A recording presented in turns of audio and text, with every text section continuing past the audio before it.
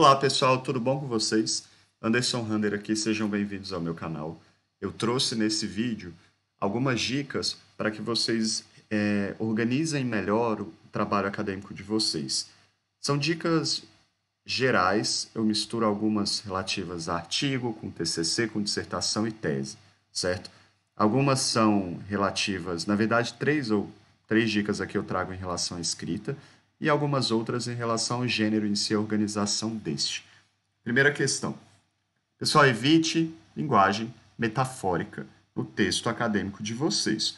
Com exceção da área de literatura, que às vezes eu recebo alguns trabalhos dessa área, e dependendo do recorte temático do trabalho, eu já vi uma certa liberdade em relação à escrita de textos da área de literatura, embora eles sigam de maneira geral o rigor acadêmico. Mas há uma fluidez maior nesses textos, eu percebo revisando esses textos ao longo desses últimos anos, em relação a essa linguagem, né? E, inclusive, nas minhas indicações, nas minhas correções, indicações ou sugestões aos autores, e em relação às próprias interações que eu tive com eles, eles me disseram que o orientador deles, nesse caso, né, da área de literatura, preferiria que o texto seguisse aquela organização que ele, aquelas formulações que ele utilizou, né, com uma linguagem mais metafórica, naquele caso específico. Então, tirando a área de literatura, que eu percebo uma certa liberdade aí na escrita, não utilize a linguagem metafórica em outros textos acadêmicos, né? Refira-se especificamente ao que você quer dizer. E como é que você vai compreender isso? Lendo seu texto, pelo menos uma vez. E encaminhando também o seu texto a um revisor, e ele pode indicar exatamente onde estão esses problemas, né? E até intervir, né, desde que não haja intervenção de conteúdo, se for possível a compreensão, ele vai usar um outro vocábulo ali, uma palavra que se refira ao que você quis dizer de uma maneira mais elegante e formal, certo? Segunda questão. Vamos lá, vou marcar aqui para a gente ter uma de vermelho cada item que eu falei. Atenha-se ao uso da primeira pessoa do singular eu ou do plural nós. Pessoal, isso é extremamente importante. Você precisa conversar com o seu orientador para saber o paradigma que vocês seguem em relação a isso, né? Na escrita de textos científicos e na escrita, no processo de redação em geral, o uso de primeira pessoa sempre foi criticado, né, para textos mais objetivos. Inclusive, essa nomenclatura de texto objetivo e subjetivo. Na verdade, pessoal, todo texto é produto da subjetividade. Eu acho complicado falar em texto objetivo e subjetivo. O que a gente pode falar é em texto mais formal e menos formal. Texto acadêmico, texto não acadêmico, texto literário, texto não literário, por exemplo, né? Então, na ciência, em textos acadêmicos, algumas áreas aceitam o uso da primeira pessoa do singular eu e do plural nós. Outras não, principalmente áreas de exatas e saúde. Então vocês precisam conversar isso com seus orientadores. Isso vem de um paradigma na ciência de maneira geral. A ruptura de alguns paradigmas do século XIX, né, em relação àquela visão de ciência objetiva, né, que foram quebrados em meados do século XX. Então, esses paradigmas entraram no texto, na questão do texto científico também. Essa questão de que a objetividade plena, né, ela é questionada hoje em ciência e principalmente no texto acadêmico. Atenha-se à distribuição de páginas para cada seção de seu texto. Não faz sentido redigir um texto em que o capítulo 1 tenha 2 páginas e o capítulo 4 tenha 40 páginas, ou em que você coloque 30 páginas de apêndice e de anexos e 5 páginas no corpo do texto.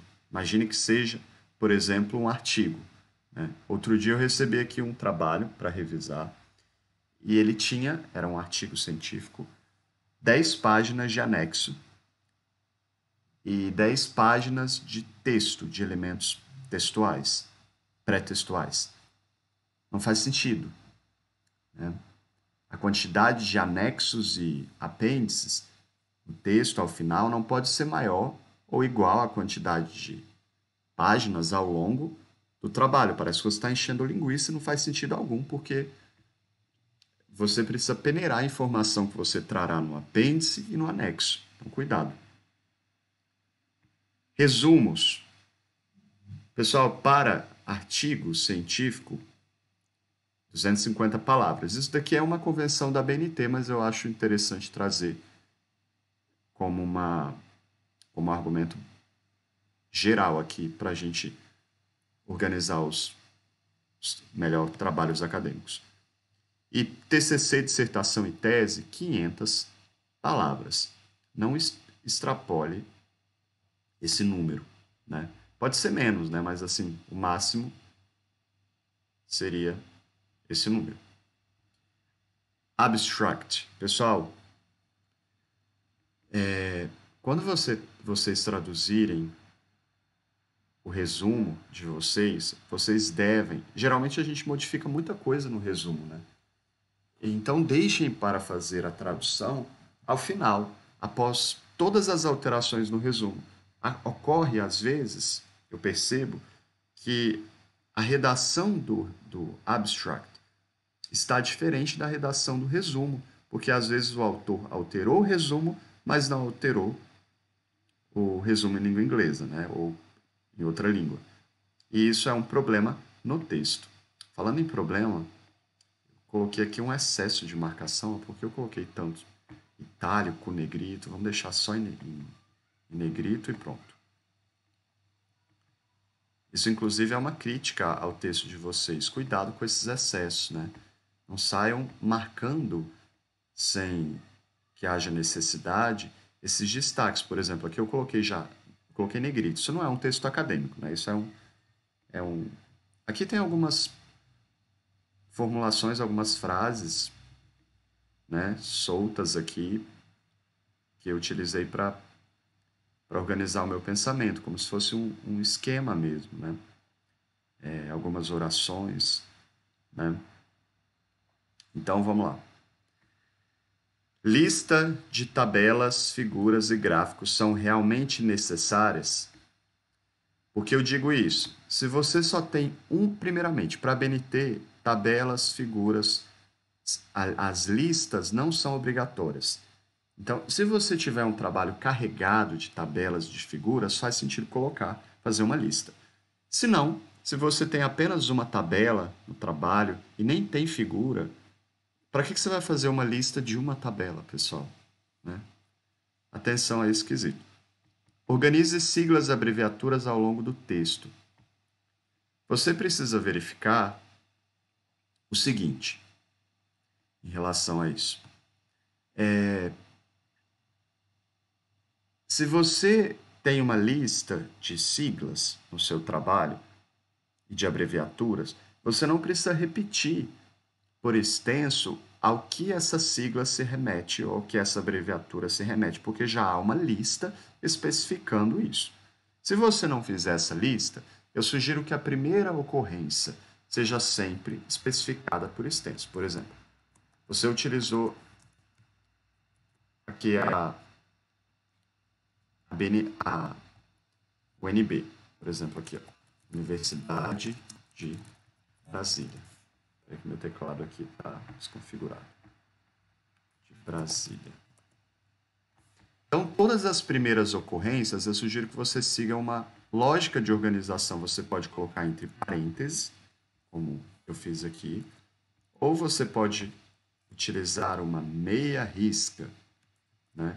Atenha-se ao manual da sua instituição. Alguns manuais não sugerem esse uso com meia risca, né? Mas eu não vejo problema. Nos dois casos aqui, essas ocorrências são possíveis. E não repita isso ao longo do texto.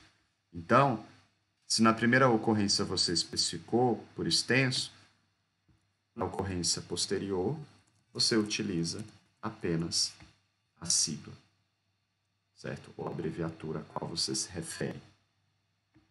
Entenderam? Próxima questão. Uso de meia risca, hífen e travessão no texto. Pessoal, travessão é esse, vendo aqui, é um pouco maior. Você utiliza geralmente para marcar fala, né?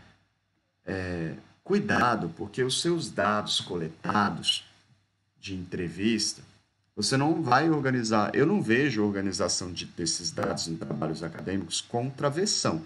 Eu vejo em textos literários, para marcar fala de personagens, né? Vou explicar um pouquinho depois como organizar esses dados.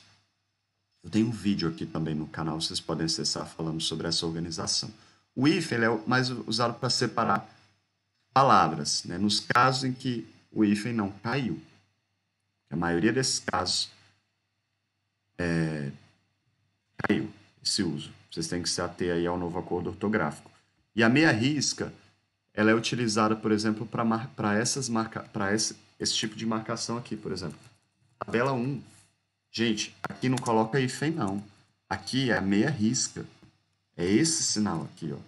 Esse caractere aqui, ó. Desculpa. Tá vendo?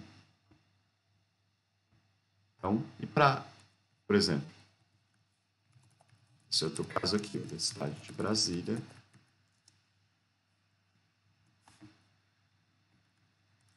Aí sim, eu poderia usar meia risca e não hífen, certo?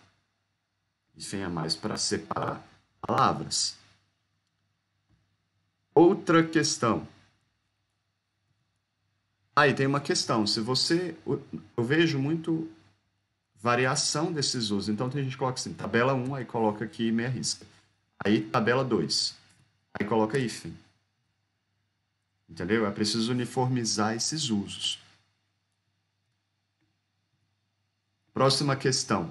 Topicaliza objetivos gerais e específicos. Na verdade, objetivo geral, né? Porque não é muito comum ter objetivos gerais, mais de um. Geralmente é só um. Vou colocar aqui objetivo geral. Topicalize. O que eu quero dizer com isso? Não escreva um parágrafo para o objetivo geral, muito menos para o específico. Coloque em tópicos com verbos no infinitivo. Compreender ou investigar, analisar, etc. Você intitulou adequadamente tabelas e quadros, pessoal? Esse é o maior problema que eu recebo hoje em relação aos trabalhos acadêmicos, né? Tabelas são vazadas nas laterais, quadros são fechados. Então, eu tenho um vídeo aqui no canal explicando essa diferença. Assistam a este vídeo. Uniformize usos de citações. Se você tem uma citação direta no texto com mais de 3 linhas, eu vou dar aqui um exemplo. Por exemplo,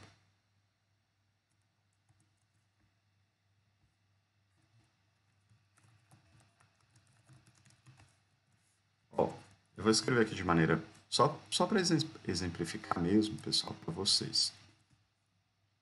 Eu estou aqui com um trecho, imagine que seja um trecho, né, vou fazer uma separação visual aqui para que vocês não fiquem confusos. Tenho aqui um trecho, um suposto trecho, né, de um texto acadêmico.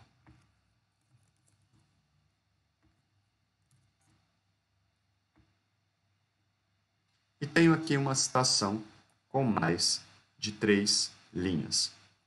Anunciei a citação, apresento a citação. Vou colocar o recuo adequado. Espaçamento simples, né, pessoal? Fonte 10. Aqui é preciso uniformizar esse uso. Então, por exemplo, eu posso utilizar aqui na chamada apenas o sobrenome do autor, certo? especificar o ano também. Mas é preciso que aqui ao final, geralmente eu coloco ao final, acho interessante marcar a citação ao final, o sobrenome do autor, então, fulano, ano, página, se houver página. Se você fizer esse uso, é preciso que ele seja uniformizado em todo o texto. Então, na apresentação da citação, sobrenome do autor, ano, aqui ao final, é preciso que você siga esse modelo, certo? Então, uniformize usos de citações. Aqui no caso, eu exemplifiquei com citações diretas. Há outros casos também, você deve seguir o mesmo padrão, no caso, sistema de autor e datas, e por aí vai. Evite citações em notas de rodapé, seja você do direito ou não. Não coloque citações em notas de rodapé. A ABNT não fala sobre citações em notas de rodapé. As notas de rodapé devem ser usadas, pessoal, para que vocês tragam alguma informação adicional ao texto ali naquele momento da redação, certo? O pessoal do direito usa muito sistema de nota de rodapé. A não ser que o seu manual, o manual da sua instituição, indique esse uso, né? Principalmente para o caso de artigos científicos, eu não recomendo esse uso. Eu recomendo o uso de autor e datas. Né? E data. Diferencie os dados coletados e apresentados no corpo do texto. Olha só, aqui eu tenho o caso de uma citação, certo? Quando eu apresento um dado coletado, eu preciso organizar isso de uma outra maneira. Eu não posso colocar aqui, imagina que eu tenha uma fala de algum colaborador da pesquisa. E aí eu quero evidenciar um trecho no trabalho. Eu não posso colocar essa fala com essa marcação de 4 centímetros, porque este é o destaque para citações diretas com mais de 3 linhas. Então eu preciso pôr uma marcação diferente do corpo do texto, porque também não é o corpo do texto. Então, vamos exemplificar aqui. Ó. Eu posso colocar itálico, por exemplo, e ó, imagine que seja dado, né, de algum colaborador da pesquisa. Eu posso colocar um recuo de 1,25, por exemplo, de 2, acho que de 1,25 é interessante, e colocar itálico ao apresentar esses dados coletados. Tá vendo? Por quê? Porque isso daqui é diferente disso. Então não faz sentido dar a mesma marcação. Diferencie os dados. Tá, isso aqui eu já falei. Última questão. Deixe cada capítulo em uma página separada. Pessoal, cada capítulo vigora em uma página.